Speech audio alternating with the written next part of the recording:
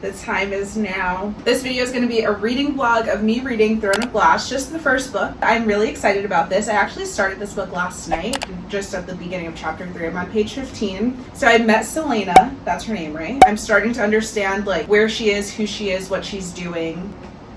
And that's really all I have to say so far because I'm literally only 2 chapters in. But I'm excited about this book because everyone says that it basically like changes their lives. And we're at the beginning of 2024, so I'm ready for my life to be changed. So during this whole reading vlog, I'm not going to be saying any spoilers, but then at the end, I'm going to put all the spoilers, compile them into one long chunk of a video, and I'll put the timestamp right here of where the spoilers start. So if you've read this book already and you want spoilers, go there. I have not much to say. Follow me on Instagram, do all the things. Let's read Throne of Glass.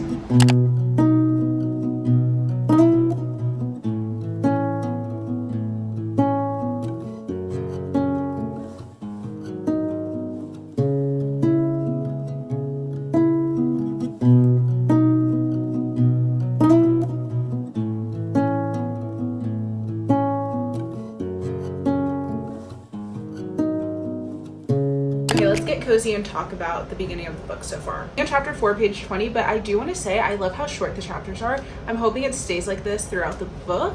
Yeah, they all seem pretty short. Okay, I love short chapters. It helps the story move along quicker. I do though know that in Sarah J Maas's books, as they go on, the chapters get longer, obviously because the books get so big. So I think Court of Thorns and Roses had short chapters and I liked that, but then as soon as I got to Mist and Fury, it was like, girl, settle down. I'm liking our main character, Selena. Am I saying her name right? Selena? I think so. But yeah, I'm liking her so far. She seems like a strong warrior, assassin, literally assassin. So let's see. I'm liking it so far. There's not much else to update you on. I'll update you maybe when I'm more like 25% of the way or something. When something fun or crazy happens, I'll update you.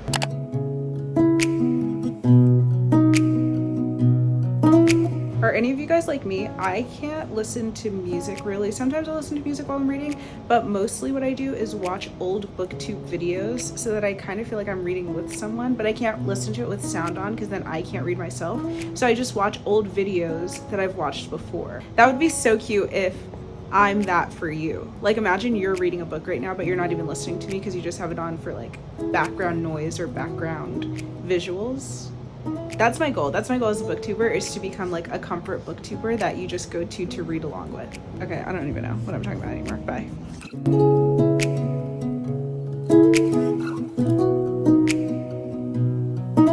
Okay, so I am 116 pages in, and here's my thoughts so far. Loving the book. I think, like I said earlier, it's very fast-paced, which I can really appreciate a fast-paced book. I also love the main character, Selena. She's a very strong female main character, but she's also fun to follow, and like it's interesting seeing her thought process and stuff. I'm not like annoyed by her. You know when sometimes there's like a strong female main character, but they're mean or just rude all the time? Not to compare the two. But if you've read A Court of Thorns and Roses, specifically A Court of Silver Flames, you know Nesta is very strong, leader, warrior, blah, blah, blah, all that stuff. But she's mean, and it's like almost hard to justify some of the stuff that she does because she's always mean throughout the whole thing. With Selena, I'm finding that like she could be mean or she can be strong, but she's fun. Like I don't know how else to explain it. She just seems like a fun person that I would want to get along with. I'm excited to get to Assassin's Blade to see her backstory. A lot of people say to start with Assassin's Blade and then you feel more connected to Selena going into these books.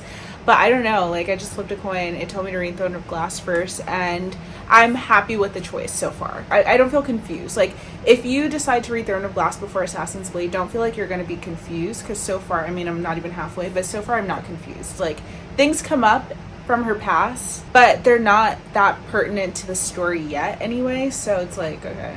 But that's all of my thoughts so far for the non-spoilers of Throne of Glass.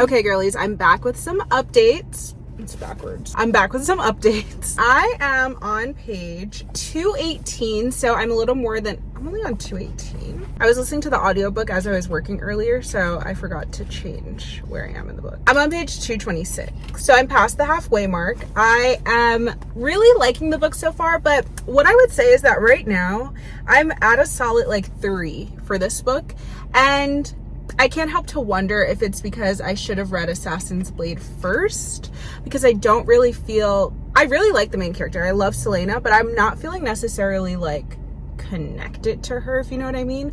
But right now there's just, it's what you expect out of the first half of the first book of a fantasy series.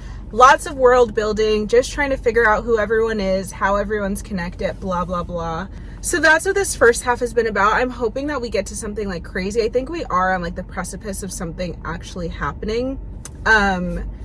We just really started to get some like magical fantasy kind of things going on. The first half has really just been like normal people living normal lives. Like Court of Thorns and Roses, I felt like we got like the fae fairy magic really soon, but in this one we're not getting any of that yet. But I think it's the trials in this, if you've read The Serpent and the Wings of the Night, this is like, that's what these trials are. If you don't know anything about the book, which I didn't going into it, Selena, the main character, is going through these trials, competing against like 20 something other people to become the king's assassin, basically. I am liking it. The audiobook was nice, but they read it so slow. I even put it in 1.5 speed and it was just going so slow. Like, I was listening to it for a good 30 minutes and only got 2 chapters in. Like, come on guys, you gotta read faster. Forgot to say, I was just in the coffee shop reading this, and then the barista was like, by the way, love the book that you're reading. And I was like, oh my gosh. And she was like, I haven't read it yet, but I'm currently on the Court of Thorns and Roses series, and I love Sarah J Maas. I'm excited to get to Throne of Glass.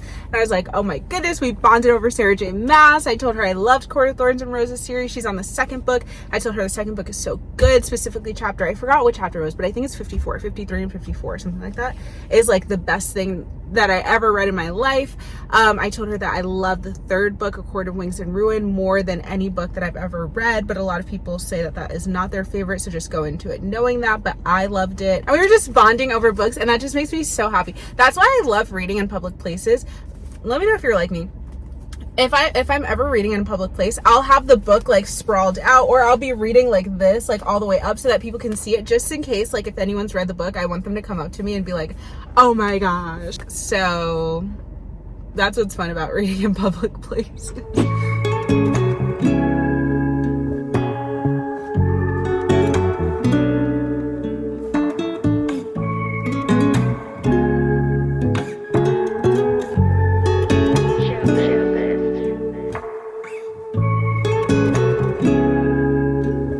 Okay guys, so here's the thing. I am on chapter 50, page 366, I think. Yeah, 366. And I'm so confused. Like, I'm genuinely lost. I don't know what's happening. I don't know what I should be feeling. I'm just simply confused. There's a lot going on. There's like, not war, but like, what's it called? Like, a lot of action happening right now. And I'm like, how do we get here? I don't know, it's hard to explain. Like, I knew what was coming. I knew that it was leading up to this. But I'm also, now that we're here, I'm like, but what's happening? Like, how'd we get here? If you know what I mean? But I do think it will make, once I read Assassin's Blade later on in the series, I think a lot of things are going to come to light for me, and it will make everything click more. I do think it's going to make me want to read this book again, knowing that. Because a lot of this book is like, someone says something about Elena's mom and she shivers.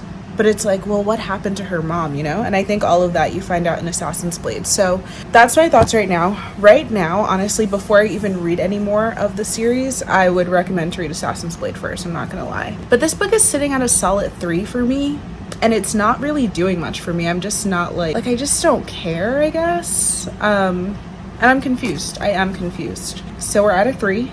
I'll let you know if that changes in the next 30 pages. That's all I have left of the book. I'm almost there. So yeah, I will see you when I see ya. All right, you guys, I am finally back with my final thoughts on the Throne of Glass. I hope that this reading vlog was like cohesive. I was just getting random clips when I was reading and little like tidbits here and there of what I thought about the chapters that I was reading. And then all of the spoilers are going to be right after this little section. But yes, I finished the book and major thoughts. So basically, To give you an overview, I read most of this book. I listened to about maybe like 15-20% of it when I was working one day at the coffee shop. When I was listening to it, it was an interesting listen too, because I, oddly enough, randomly was always listening to the parts that were like action packed and she was like running away from things and all that stuff. So that was interesting to listen to. It felt like I was watching a movie. Thoughts on Throne of Glass.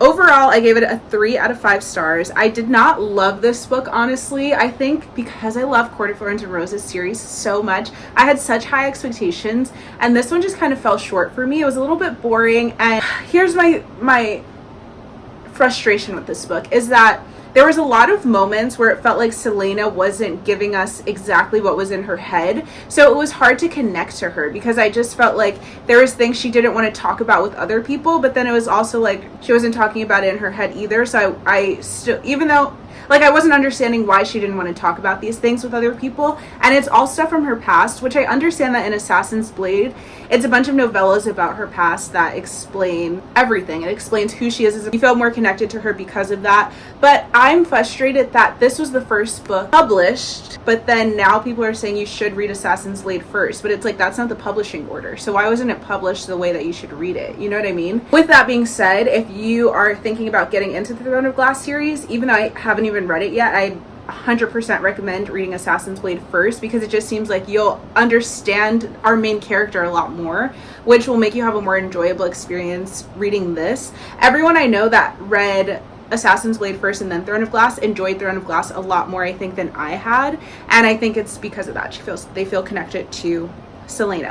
But I did like it. I found out that this was written by Sarah J. Maas maybe when she was like in high school or something. It's YA. I heard that the series started out as a YA series and then became like an adult series later on, but she started writing this when she was like high school age, I believe. It's a phenomenal book for a high schooler to have written, but it just like didn't give me anything. Even like the romance in it was very like, I don't know who I should be rooting for. I just felt like I was left, not even at a cliffhanger, just at like, I was given crumbs. It felt like this book was just giving you like little bits of crumbs. And I'm hoping that the rest of the series gets better and I get more into it. But as of right now, like, I could not care less about Selena. And I want to so badly because I did like her as a main character. That's all I'm going to say about that, because it's pretty like negative reviews from my end, honestly. Just that it's like boring, you know? And even the end didn't make me feel like I was on the edge of my seat. Also, can I say one thing? This is not really a spoiler. It shouldn't be. When we know that we have a main character for a 7-book series, it's hard for me to be on the edge of my seat at the end of a book when it seems like the main character is about to die, especially when it's the first book. Because I know for a fact she doesn't die, because I know that I'm about to read the second book and third and fourth, fifth, sixth, and seventh book where she's still alive. So that, I hate that as a plot of a series, because it's like, I know she's not going to. Like, something's going to turn around and happen for her not to die. So I don't know if that's a spoiler. I'll put a little like thing there just in case. But yeah, that's just how I felt about the end. That's why the end didn't really grip me. But I am excited to get to the next book. Everyone's saying that after the third book is when it gets really good. I hate that as well, because it's like, these books are long. To read 3 of these books to get to a good book is kind of annoying. But I see the potential, so I will continue it. I'm going to read all of the series, honestly. So if you're interested in seeing more reading vlogs of me reading the next books, or if there's a certain book you want a reading vlog for, let me know. If you want to see my real-time reviews and updates about the books that I'm reading, follow me on Instagram. You can also follow me on Goodreads. A lot of people have been following me on there recently, and it makes me so excited because I love Goodreads so much. I'm always updating my reading progress, what books I'm reading. When I'm done with the book, my review goes up there right away. So that's a fun way to stay connected with me. And yeah, I will see you guys next time. Let me know in the comments below if you finished the Throne of Glass series and if you recommend me to continue on. All right, I'll see you guys next time. Bye. Okie dokie spoilies. Here are the spoilers of my thoughts of the first 15 chapters of Throne of Glass. So Selena is my girly girl. There's a few things to discuss. Okay, so I've read every single book of A Court of Thorns and Roses, and I'm trying best, my hardest, like deep down in my soul, know that I'm trying to not compare the two, because I know they're different, but it's hard not to compare the two. Like, I keep thinking of Selena as Nesta, and I'm thinking of Dorian as Cassian. Like, I don't know. But then, okay, here's the other thing. Sorry, my thoughts are all over the place. I'm not sure who the love interest is if there's a love interest for Selena. Also, I've seen so many, not spoilers, I'm not spoiled at all, but I do know of names of people that people love, that all the girlies are obsessed with, like Dorian. Maybe I only know Dorian. And that's the thing, I only know of people being obsessed with Dorian, and I haven't gotten much of Dorian so far. What I have gotten from him though, I do love, like, this one line. Oh, okay, so he's like, they're on their way to like his little town or whatever, and he's basically like looking at Selena, and he's like, oh my gosh, she's so beautiful, and like, period. And at the end of the chapter he says, a lovely girl gazing at the stars, and the stars who gazed back. And it just put me in my feels because I thought of Bryson and Feyre. So yeah, there's like certain little nuggets I'm getting that I'm like, okay, I can see us liking Dorian. Personally, I'm obsessed with Kale. Seeing a lot of Kale and Selena together, because Kale is training Selena for these competitions, which, by the way, the competition aspect of the book is reminding me a lot of Serpent and the Wings of the Night. Yeah, so they're training together, and so because of that, I'm liking their banter. There's even one part, oh my gosh, wait, I need to get tabs so I know exactly. Oh, okay, so this is when Selena's about to go and meet the king, and she's dressed up in this like really pretty dress. So Kale says, Selena, yes, her heart beats steady. You look rather pretty today, was all he said before the doors opened and they walked forward. I'm not sure why, but that line like really got me, like the fact that he called her pretty. The bar is on the floor, you guys. Loved the letters between, or it was just one letter or two letters between both of them, between Selena and Dorian. That was cute about the books. I'm loving that they both like books. It's giving very much me. There's just definitely some parts where I'm like, Assassin's Blade is going to help me understand this girl a little bit more. And also some of the other characters, like Kane. She has this like deep hatred for Kane as if she knows him, but like, I just met him. She talks about like the silent assassins of the Red Desert. Like, girl, what are you talking about? Oh, I don't trust Namius, the princess or whatever, that they both speak the same language or whatever, because of the one line where Selena said her fingers were surprisingly calloused in all the spots where the hilt of a sword or dagger might rest. Like, that girl's a warrior. That girl's an assassin herself. She's not a princess. Okay, time for the spoilers. So we have a little bit of a love triangle between Dorian, Kale, and is that his name? Kale?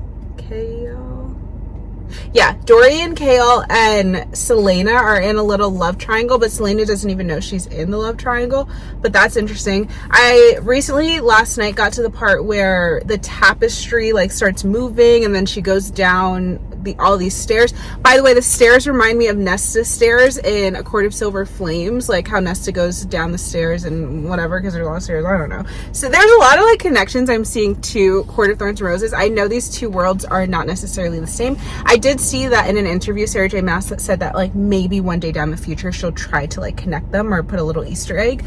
So that would be nice. But yeah, so she went down the stairs, she saw the door opening. It's basically like an escape route where she can leave if she wants to. I think that she's really starting to like the people she's met here. Like, she's liking Dorian, she loves Kale, she loves the princess. I don't trust the princess. I think I said that in my last spoiler update, but I don't trust the princess. I think, like, why did she have the calloused hands? And I don't know, like, there's just something about her that is fishy to me for sure. Between Kale and Dorian, I like Kale for her a little bit more, but I don't know.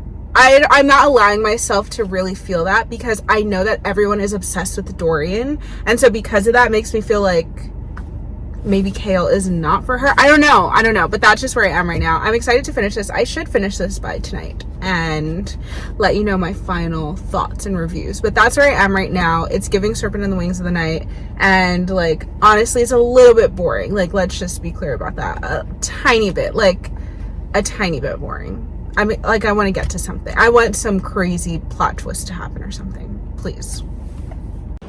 Okay, so I just read this line that in any other book would literally make me cry, but it's not in this one because for some reason I'm just not intrigued. So this is after like the whole battle and Selena wins and Kane realizes he loves her. He said he loved her. If they tried to take her from him, he'd rip the world apart with his bare hands. That didn't terrify him. Like, that is so beautiful, but I just simply don't care.